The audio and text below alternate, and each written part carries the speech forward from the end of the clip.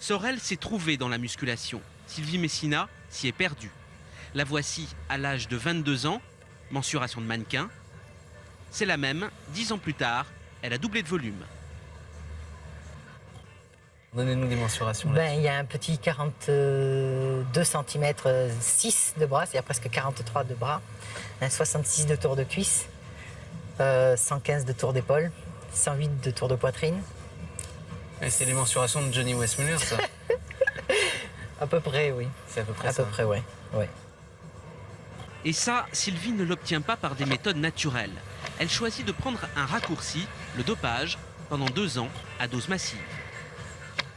Il a fallu que je passe aux injectables en testostérone pour passer le cap des 80 kg. Vous faites des injections. J'ai été obligée de faire des injections. Oui. Combien d'injections par semaine, par exemple? Au départ, j'ai été très gentille, j'en faisais une par semaine. Du moins, au départ, une tous les 15 jours. Et puis, je suis rentrée dans un engrenage où j'en faisais 2 par semaine. C'est-à-dire que je faisais 3 doses d'anabolisant pour une dose de testostérone, ce qui équivaut à un taux de cheval. C'est-à-dire un taux de cheval? Oh, gentiment, on pourrait dire que je valais le taux de testostérone d'une vingtaine d'hommes à peu près. Une vingtaine d'hommes? Oui. Vous êtes... Surgonflé. Les grands moyens. Sylvie, éternelle seconde dans les compétitions de bodybuilding, est prête à tout pour accéder enfin à la première place.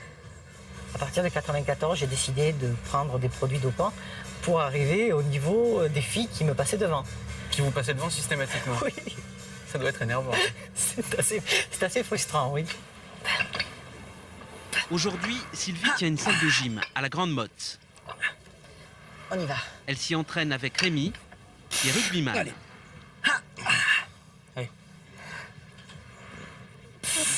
Les deux partenaires font les mêmes exercices, à tour de rôle, avec les mêmes charges et au même rythme.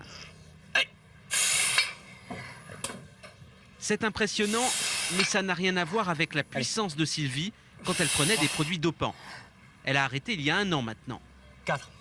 Allez. Le prix de cette puissance démesurée, la mise entre parenthèses de sa féminité. À la dernière. J'avais une vie sexuelle qui était très perturbée. Les hommes étaient pour moi quelque chose qui m'insupportait par-dessus tout. Il y avait une énorme rivalité qui s'était créée. J'arrivais encore à séduire, mais pour une certaine... Séduire pour mieux posséder, non pas pour partager. Je n'avais plus envie de partager quoi que ce soit avec un homme, bien au contraire. Ça a modifié votre comportement amoureux, ça a modifié votre comportement personnel? Moi, je peux dire que ma libido s'est complètement trouvée perturbée. J'étais à la fois un homme, à la fois une femme. Je crois que je me suis perdue à un moment, effectivement. Ça n'a pas duré très très longtemps parce que je suis quelqu'un qui ne me laisse pas aller, qui m'observe relativement souvent. Mais je crois qu'à un moment, j'étais en réelle souffrance, oui. À cette époque, mieux valait ne pas s'y frotter. Sylvie était ce qu'on appelle une automobiliste chatouilleuse. J'avais tout ce qui peut être péjoratif chez un homme, c'est-à-dire la possession, la domination, le machisme dans mon comportement, l'agressivité.